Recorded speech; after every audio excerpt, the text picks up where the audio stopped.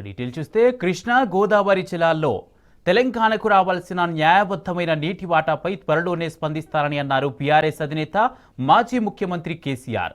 స్వల్ప అస్వస్థతతో సోమాజిగూడ యశోద హాస్పిటల్లో చేరిన కేసీఆర్ ప్రస్తుతం వైద్యుల పర్యవేక్షణలో ఉన్నారు. తనను కలిసేందుకు వచ్చిన పార్టీ ముఖ్య నేతలతో మాట్లాడారు. రాష్ట్ర ప్రజలు వారు ఎదుర్కొంటున్న సమస్యలపైనే ఆయన చర్చించారు.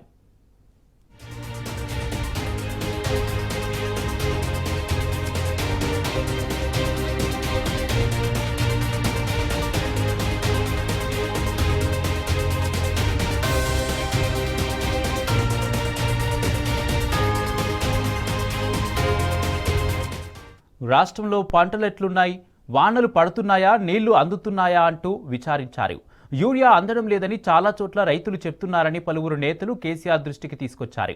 ప్రభుత్వం దాదాపు చేతులెత్తేసిందని నేతలు తమ తమ ప్రాంతాల్లో ఉన్న పరిస్థితుల గురించి చెప్పారు. బీఆర్ఎస్ హయాంలో ఏనాడు ఇలాంటి ఇబ్బందికర పరిస్థితి రాలేదని రైతులే చెప్తున్నారని, ఈసారి విత్తనాలు, ఎరువుల కొరత తీవ్రంగా ఉందని చెప్పారు.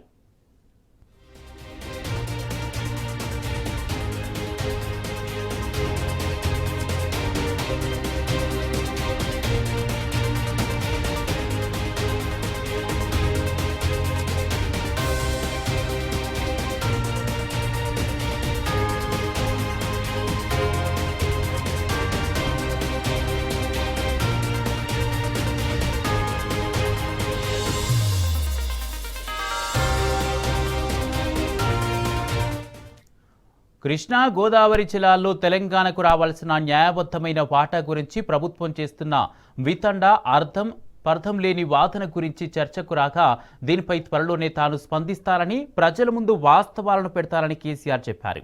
తెలంగాణ ఉద్యమం, కొత్త రాష్ట్రం ఏర్పాటు తర్వాత ప్రభుత్వం ఎదుర్కొన్న సవాళ్లు వంటి వాటిని నాయకుల వద్ద కేసీఆర్ గుర్తు చేశారు.